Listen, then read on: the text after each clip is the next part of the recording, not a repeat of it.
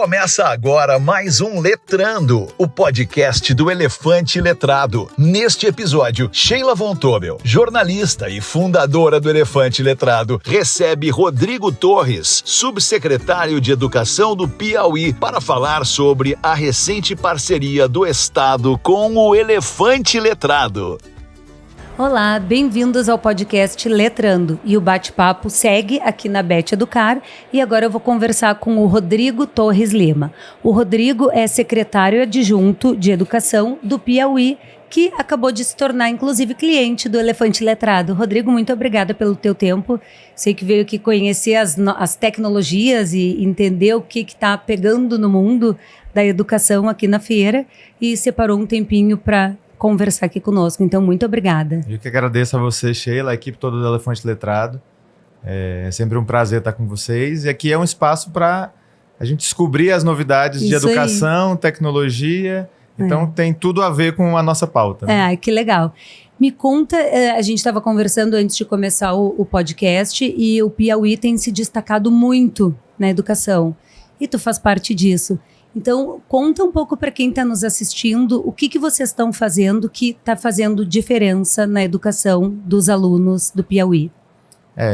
O Piauí ele realmente vem passando por um processo muito intenso, rápido, de transformação da educação. Né? Não é fácil, normalmente a educação toma tempo para até você ver resultados, mas a gente está conseguindo rapidamente já ter excelentes resultados. Basicamente, o projeto do Piauí hoje, sob o comando do governador Rafael, do secretário Washington, é universalizar o tempo integral, levar o tempo integral a todas as escolas de ensino médio, junto com a oferta de ensino técnico, ou seja, todas as escolas, todos os alunos poderem cursar cursos técnicos. Que eles podem escolher. Que eles podem escolher de acordo com o território, porque a gente também alinha isso com as vocações produtivas da região, mas muito voltado para tecnologias. Então, mais de 70% da nossa oferta hoje é na área de desenvolvimento de sistemas, programação de jogos digitais, marketing digital, informática. Que bacana. Então, é uma oferta de curso técnico muito voltada para o futuro do trabalho, que é o mundo da tecnologia. Né? E, além disso, a gente também melhorando o desempenho, melhorando a aprendizagem dos alunos, seja com a recomposição das aprendizagens que foram perdidas em anos anteriores, seja com acompanhamento muito fino do desempenho daquele aluno. A gente tem um programa chamado Gestão da Aprendizagem, que faz esse acompanhamento no dia a dia. E esse conjunto, esse pacote, exige uma organização muito grande, né? Para você conseguir levar o tempo integral, você precisa ter escolas com infraestrutura adequada. Para que você consiga levar o tempo integral, você precisa ter professores em quantidade suficiente. Você precisa ter alimentação suficiente. Então, isso exige um exercício de coordenação permanente das políticas educacionais. E é o que a gente tem feito lá no Estado, de forma muito acelerada. Como que vocês conseguem fazer? Por que vocês conseguem e outros estados não conseguem? Obviamente gestão, né? Que faz toda a diferença. Mas o que na gestão de vocês faz com que vocês tenham sucesso em conseguir colocar tecnologias para as crianças, conseguir colocar turno integral, atividades, curso técnico? Como é que vocês orquestram tudo isso? Eu colocaria 3 fatores. Um é a clareza da decisão das lideranças de que aquele era o projeto. Ou seja, desde o primeiro dia, nós sabíamos que tínhamos que universalizar o tempo integral nas escolas e estávamos trabalhando para isso. O segundo aspecto é que havia uma condicionalidade orçamentária favorável. Ou seja, nós tínhamos recursos, em especial de um precatório que nós tínhamos recebido, que permitia que a gente investisse em infraestrutura nas escolas, o que não é simples. Né? Quantas escolas vocês têm? São 512 escolas de ensino médio e todas elas ou passaram ou passarão por uma reforma para adaptação ao tempo integral, que é o quê? A escola tem que ter um laboratório de informática, biblioteca, refeitório, quadra poliesportiva, o laboratório de ciências. Muitas têm salas de inovação e tecnologia, laboratórios de inovação e tecnologia com óculos 3D, de realidade virtual, robótica. Ou seja, você tem que dar estrutura... um mundo incrível para as crianças. Para que ele aconteça. Adolescente, não. E um terceiro fator que eu colocaria é que não só dentro da secretaria, mas a rede como toda acredita nessa proposta. Sim. Entendem que aquilo é melhor para os alunos. E aí, a partir disso, a gente consegue fazer esse convencimento. Os gestores estão envolvidos, os professores estão envolvidos, os alunos estão envolvidos. Há uma série de ações que são feitas para estimular esses alunos. Então, nós temos, por exemplo, premiações em dinheiro para aqueles que tiram medalha de ouro, prata, bronze nas Olimpíadas de Conhecimento, em âmbito nacional. Nós temos, por exemplo, financiamento para os monitores. Alunos do terceiro ano ajudam os alunos do segundo ano. Alunos do segundo ajudam alunos do primeiro. E recebem dinheiro para isso, né? Então, tudo isso são estímulos que a gente tem promovido. E junto com o programa do governo federal também, o Pé de Meia, que garante a presença dos alunos na escola a partir de uma bolsa de estímulo. Aqueles alunos que são parte de famílias do Bolsa Família, eles recebem esse auxílio mensal. E ao final do ano, caso ele conclua, ele pode receber mais um valor. Que é o Pé de Meia. Que é o Pé de Meia. Após os 3 anos, eles também recebem uma poupança, né, que eles juntaram ao longo desse período. No Piauí, são mais de 100 mil alunos recebendo esse auxílio.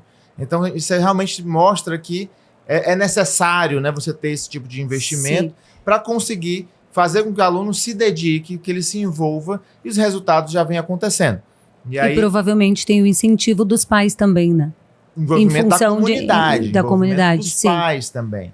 Né? E a gente já vê os primeiros resultados. O Piauí, por exemplo, foi o estado com maior proporção de nota de redação acima de 960 no último Enem. Né? O que é algo que a gente já vem trabalhando, e aí aqui entra também a possibilidade de trazer o elefante letrado, foi quando a gente também, na decisão do secretário Washington Bandeira, de trazer o elefante letrado para nos ajudar. Sim. De ter esse olhar para a preparação dos meninos do ensino médio. E aí a gente sabe que o ideal é que seja desde o fundamental, é assim que o elefante letrado trabalha, mas também chegando até o ensino médio. Sim. E é uma das ferramentas que nós temos, além dos clubes de leitura, laboratório de redação, que hoje nós temos no nosso escopo de programas. Né? E como é que vocês formam os professores? Porque tudo isso na parte da gestão é incrível, mas se os professores não comprarem a ideia junto, a coisa não anda. E vocês conseguiram fazer com que os professores comprassem junto com vocês. Então, o que vocês fizeram e como vocês formam esses professores e o que fizeram para que isso acontecesse? Esse programa que eu mencionei, o Gestão da Aprendizagem, ele prevê papéis muito claros, desde o gestor até os tutores, multiplicadores, até os professores. Então, eles sabem exatamente o que precisam fazer para fazer esse acompanhamento fino do desempenho dos alunos. Inclusive, agora estamos usando também ferramentas de ensino adaptativo. Então, a gente vai ver, na medida em que o aluno tem dificuldade naquele assunto, o professor identifica isso pelos dados, pelos números, e com isso, a gente controla o conteúdo que está sendo oferecido de acordo com o desempenho. Isso é muito importante porque a gente sabe que muitas vezes quando você engessa a oferta do conteúdo sem olhar para o desempenho, você desconecta o aluno da realidade e ele desmotiva. E ele desiste. Então isso a gente tem feito a partir do programa Gestão da Aprendizagem. E esse acompanhamento dos dados, Sheila, é algo que é muito caro para a gente. Então nós criamos um escritório de projetos para monitorar nossas metas e criamos um laboratório de dados educacionais. Esse laboratório de dados educacionais, ele permite que a gente acompanhe cada um desses desempenhos, não só da parte pedagógica, do aprendizado dos alunos, mas também das áreas meio. O número de obras realizadas, a frequência dos alunos, tudo isso é monitorado por esse escritório, por esse laboratório, que a gente entende que é hoje a condição para se fazer gestão pública profissional. Sim, é ter dados para poder analisar e tomar atitudes necessárias. Exatamente. É uma gestão baseada em dados e evidências, em todos os aspectos. Né? E o que vocês levam mais em consideração nesses dados que vocês analisam? São diversos os dados, né? A gente tem dados desde avaliação de desempenho.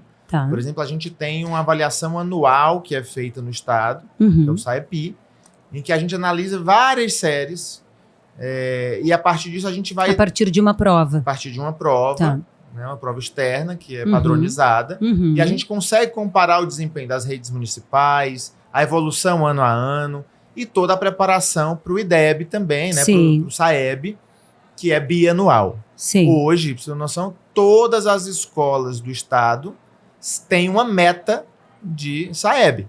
Sim. Então, quando você vai numa escola, o governador visita muito, o secretário visita muitas escolas, tem um painel de gestão em que cada escola sabe exatamente qual é a nota que ela precisa tirar no SAEB. Sim. E todos os alunos, todos os professores estão imbuídos daquilo. Sim. Agora, no ano passado, no último IDEB, foi aprovada uma lei, o governador aprovou uma lei que as 50 melhores escolas receberam remuneração em dinheiro junto com a equipe das escolas.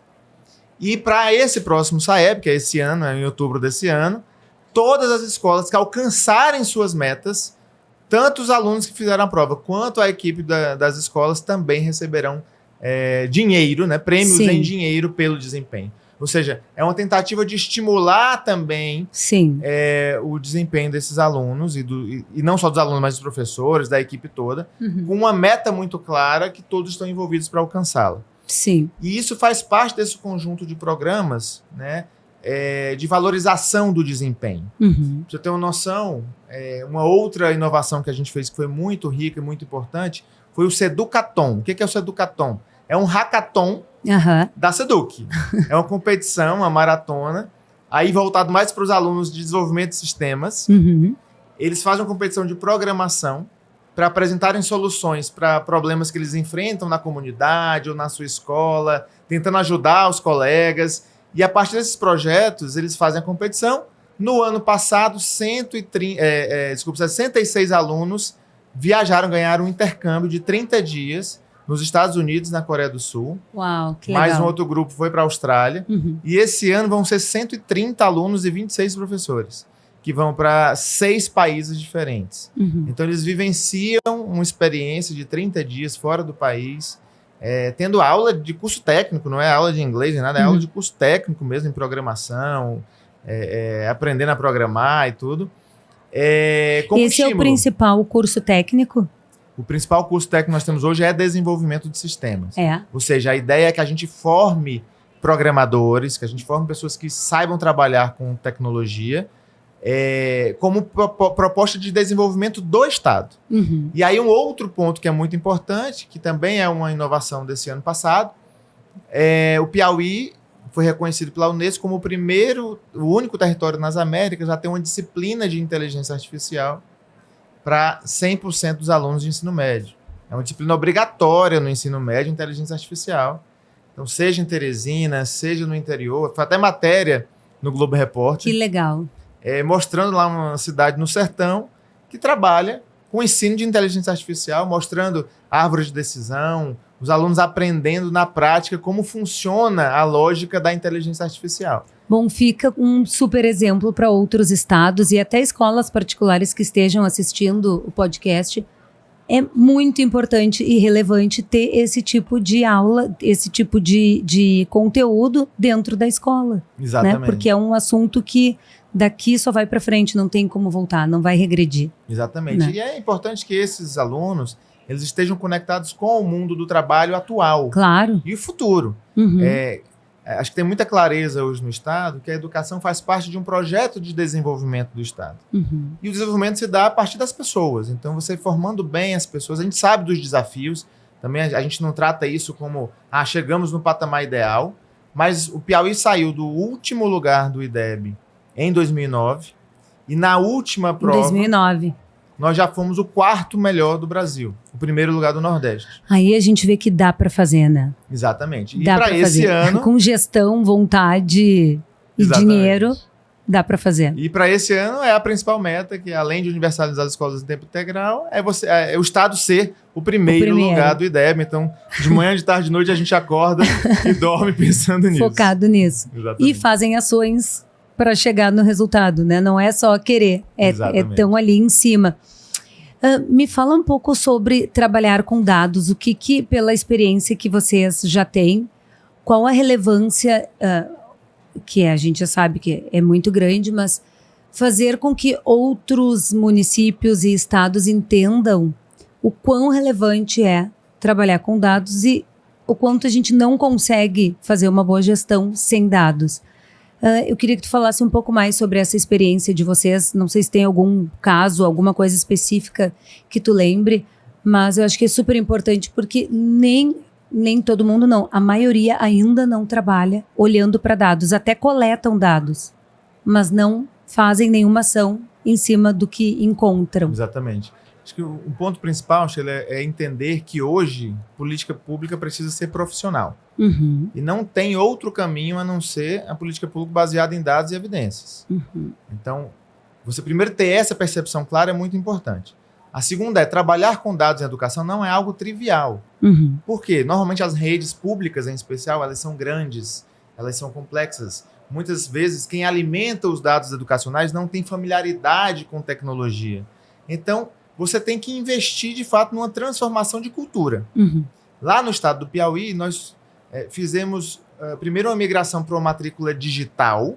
Então, a matrícula passou a ser toda digital a partir do final de 2023 e integrada ao nosso sistema de cidadania de base de dados do governo, que é o GovPi Cidadão. Né? O governo federal tem o GovBR e lá nós temos o GovPi. O GovPi tem toda a base de dados que faz a carteira de identidade nacional, que integra outros programas. Então, nós conectamos isso com a base de dados dos nossos alunos.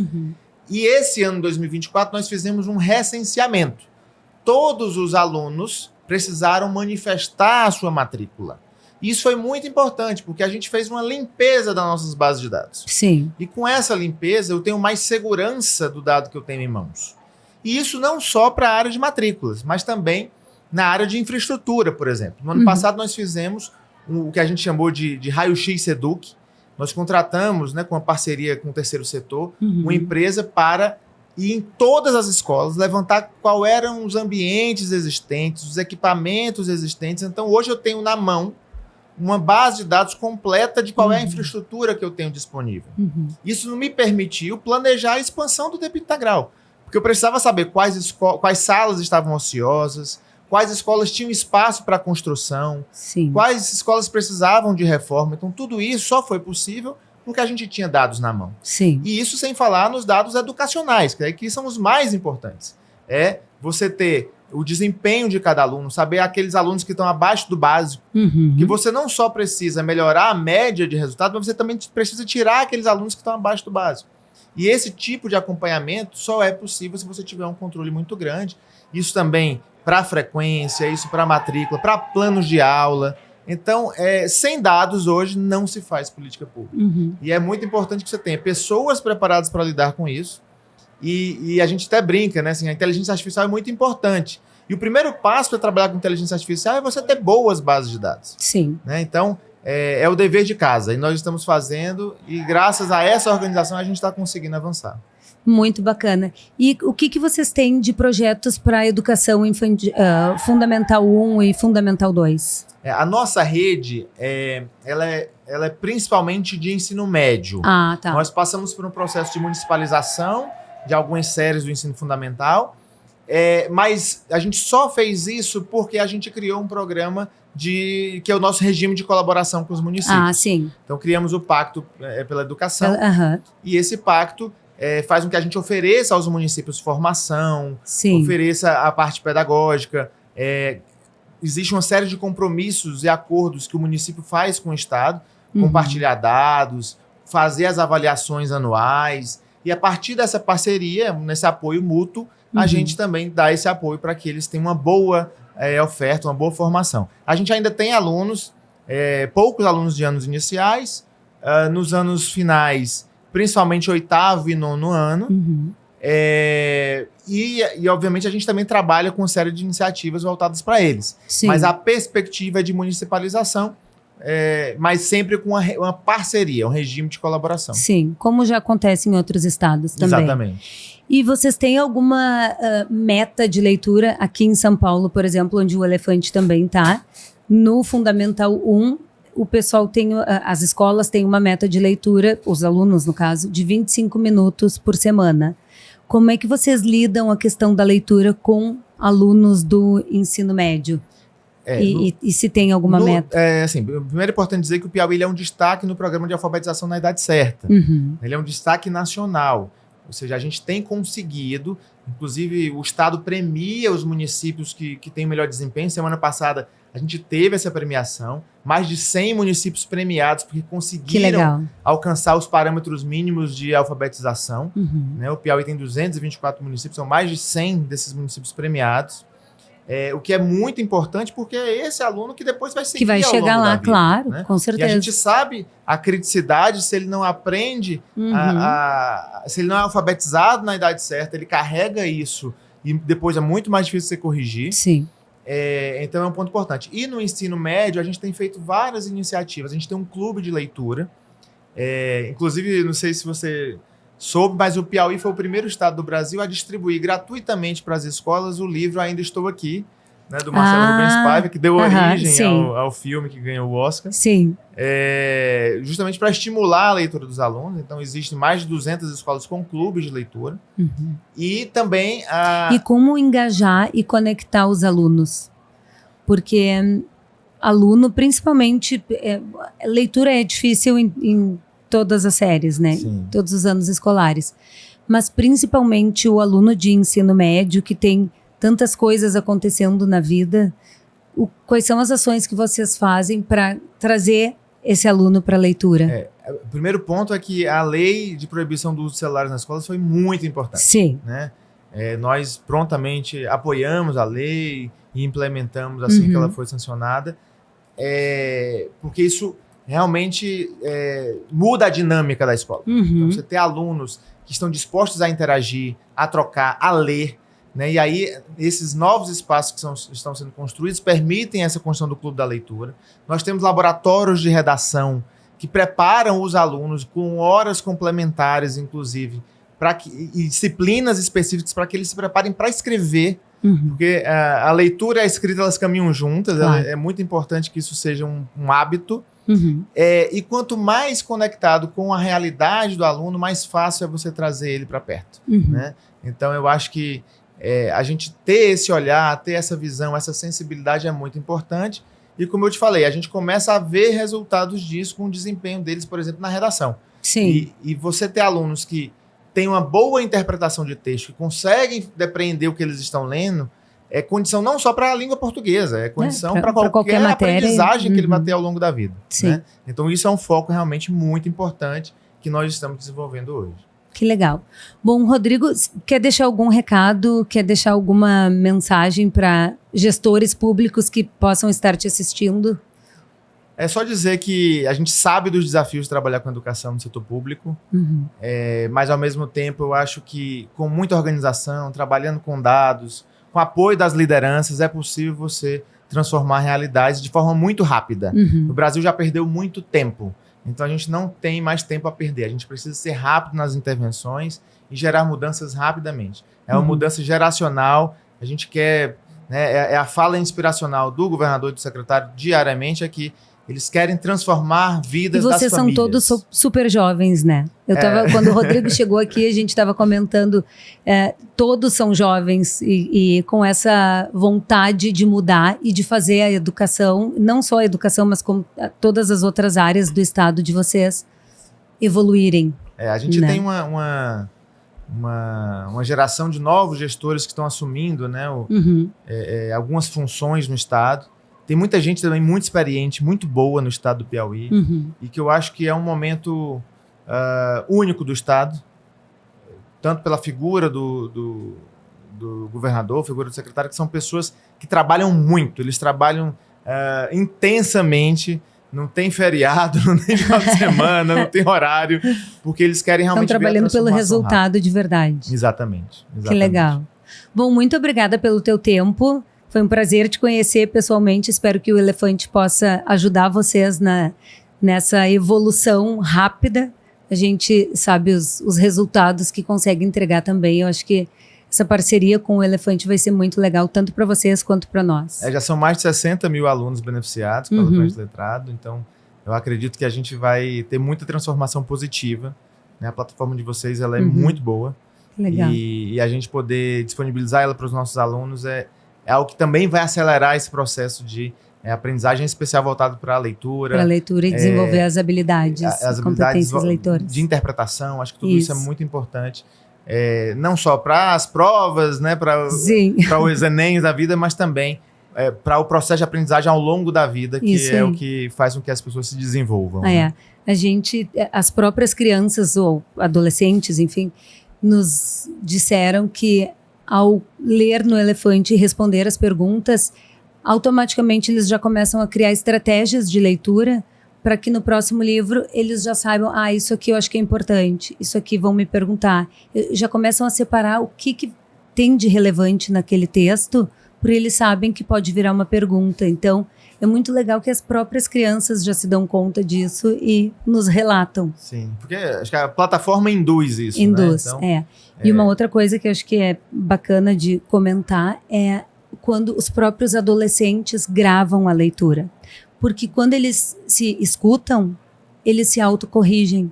Então, a minha fluência poderia estar um pouco melhor aqui, eu poderia estar lendo com mais fluidez. Sim. Então, também é importante. Sim. E os recursos todos, eu acho, né? Você poder fazer as marcações, você ter as pausas corretas, acho que tudo isso é aprendizado. Às vezes a gente minimiza, né, a importância disso, porque quem já lê há muito tempo já adquiriu isso intuitivamente. Sim. Mas quem tem as suas dificuldades, que precisa acelerar esse processo, realmente precisa desse auxílio, né? Sim. E eu acho que é o que a plataforma gera pra gente também. Que legal. Bom, muito obrigada, Rodrigo, pelo teu tempo. Foi um prazer falar contigo. Obrigado a toda a equipe do Elefante Letrado. E estamos sempre à disposição. Qualquer contato, acho que tem o Instagram da Seduc, do Piauí, SeducPi. SeducPi. E a gente fica à disposição. Vamos colocar aqui, SeducPi, @SeducPi. Ótimo. E, enfim, estamos à disposição. É sempre bom compartilhar essa experiência. Eu quero concluir dizendo que está sendo um prazer enorme para o Elefante trabalhar com vocês, porque vocês são super rápidos, competentes, respondem com agilidade. Todo mundo sabe o que está falando. Nós temos uma experiência assim em São Paulo também, em Minas, Rio Grande do Sul. E é muito legal ver que o setor público pode, de fato, fazer diferença e faz diferença. Basta ter pessoas competentes e que estão focadas na gestão e nos dados. Faz toda a diferença. Então, parabéns pelo trabalho de vocês. São pessoas assim que a gente precisa no nosso país. Bom, obrigado. Obrigada. E para você que nos assistiu, se puder curtir, comentar, compartilhar, a gente agradece. Até a próxima. Este foi mais um Letrando, o podcast do Elefante Letrado, com a apresentação de Sheila Von Tobel.